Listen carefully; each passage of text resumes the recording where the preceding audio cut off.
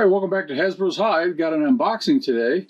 CVLIFE was kind enough to send out a new scope we're going to use for a series.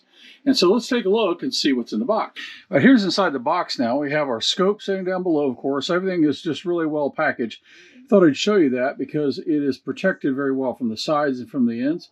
So let's take it out and see what it looks like. All right, what else is in the box? Well, we have two batteries because it has an illuminated reticle. Don't have to go hunting, they're there, and they're CR2032, so a very common battery if you need to replace them. It also comes with another wrench. Now, why another wrench? Well, this has locking turret caps, so you can adjust it and tighten them back down. So that's just a simple way of doing it. Nice, but it is a hex screw on that one instead of the Torx bit, so they give you the wrench for that as well. And then, of course, like many scopes, you have a cleaning cloth, which is nice. You don't go hunting for that either. Now, some of the features of this scope. Let's see if you can see this here just a little bit. It is a 10-32 adjustable objective second focal plane. Okay, what does all that mean? Second focal plane means you have to measure your target at max magnification. Okay, but the crosshair doesn't change as you zoom in and out. It stays the same size. If you do a first focal plane, you can measure your objects through the scope at any distance, but the cursor will be very fine, hard to see at the low end of magnification, and it typically gets very thick at the high end of magnification. This will stay constant. So that's nice. It only goes up to 10 power, which is perfectly good. So second focal plane, it would be my preference in this size of scope. Now, it has a lot of other features to it here, but they go through for a beginner, someone who's fairly new to this, and they show you just some of the basic things. So you want to adjust your eyepiece or focus on your eyepiece, well, right there, and your reticle focus ring is there. Well, a magnification ring, of course, you just turn this to zoom in and zoom out. That's all that means. Adjusting elevation up and down right here. Windage on the side, that's all sort of a normal configuration.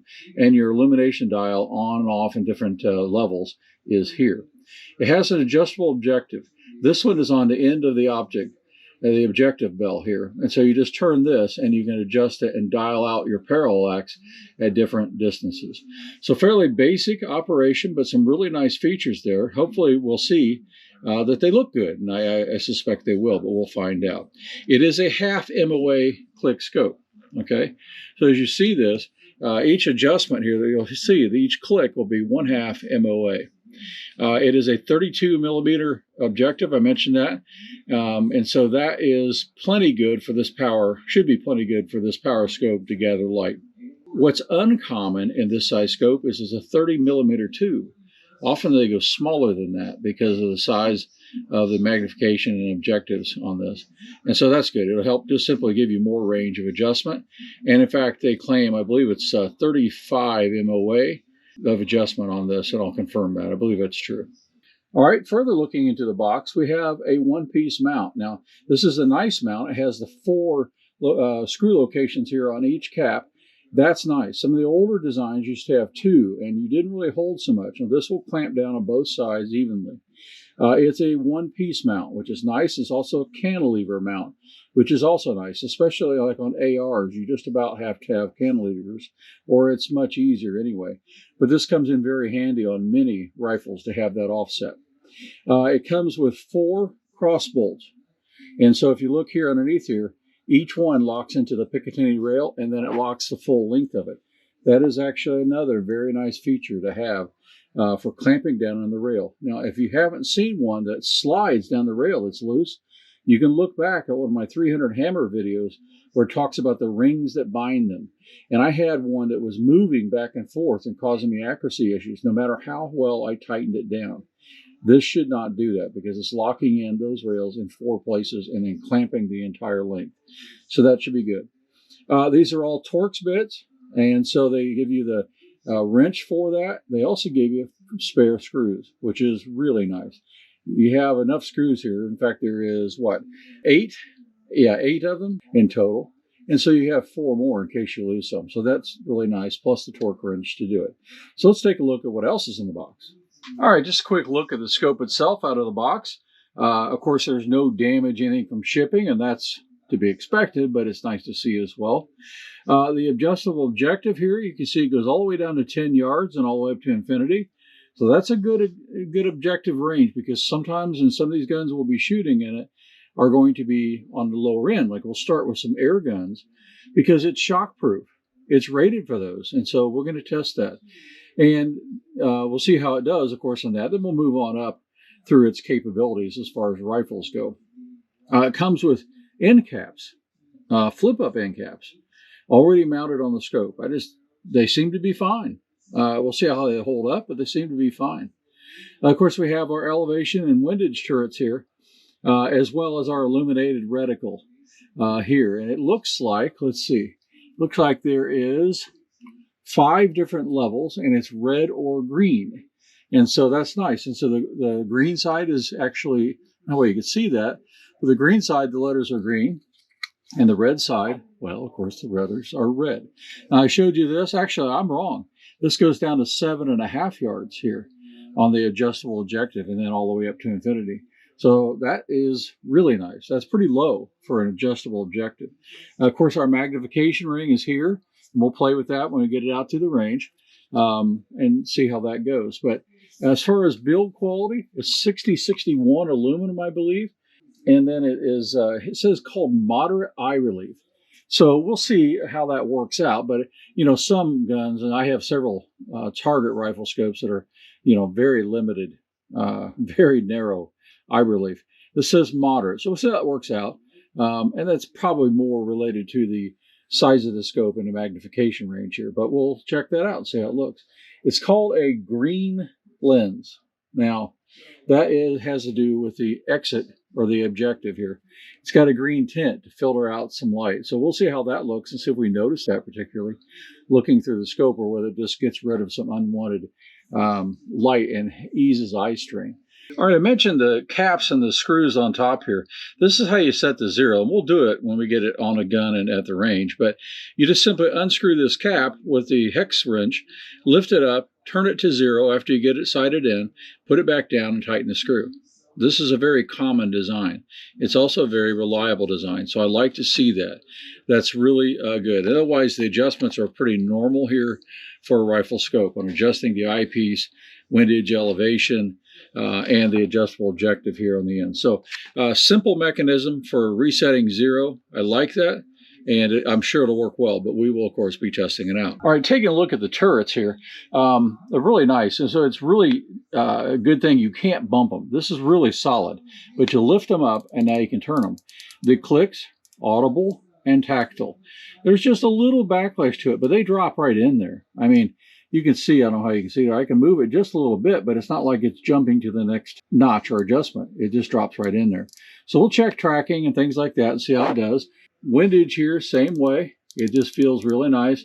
I don't know, you probably can't hear that real well, but it is definitely audible and tactile. So that's a very good thing. All right, there's a quick look at the reticle against the white box background. Very clear, very nice reticle. You can see that segmented circle in the middle and the subtensions and the general larger crosshairs here. It gets fine in the middle, and then you have the larger parts of the crosshair here at the 3, 6, 9, and 12 o'clock positions to help you rapidly acquire your target. And so that's a simple, clean reticle. And it has everything that you need, especially up through a 10 power magnification. So I'm impressed with that. I really like the illumination. That was really nice and clear, not a halo around it. And that's typical of illuminated reticles that really aren't very good, is that they'll have a halo around them and kind of blurry. This was very sharp. So good job, CVLIFE, on the reticle. Good job on the illumination of that reticle. All right, so as far as the unboxing goes, first impressions. It feels very good quality.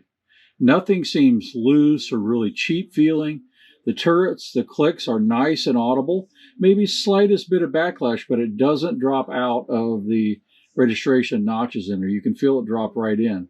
They just lift up, turn it, and lock back down so you can't bump it when you're using it. A very good feature there. The knurling around the turrets, solid. You can grab a hold of. Really nothing to complain about. Size of the turrets, not bad for the size of the scope. It's not the big PRS clown kind of, great big ones that I use on my other rifles, but they're perfectly good and you can grip them, no issue. Zeroing, haven't done it yet, but it's very simple. You just pull the screw off, pop the cap off, re-zero it, put it back on, like mini scopes, and so that will not be an issue. I do like the adjustable objective. Now it's up on the front instead of the side, but that's fine. A lot of the scopes in this size and price range are done. This is, a fairly budget scope. And you talk about what type of a scope is it? It's what we call an MVPO. So it's a medium distance variable optic here. And so that's a nice size range, this 2 to 10. That should be perfectly good for most situations, including hunting. Decent distance target shooting. Well, this will certainly be good at 50 yards for a lot of rifles. 100, no problem. You'll be able to shoot farther than that. Maybe not so much fine precision target shooting, but it'll certainly be perfectly adaptable to hitting steel and things like that at longer distances. So that should be good. Initial views of looking through the glass is really clear. I mean, for a budget, a reasonable cost scope, this is good glass.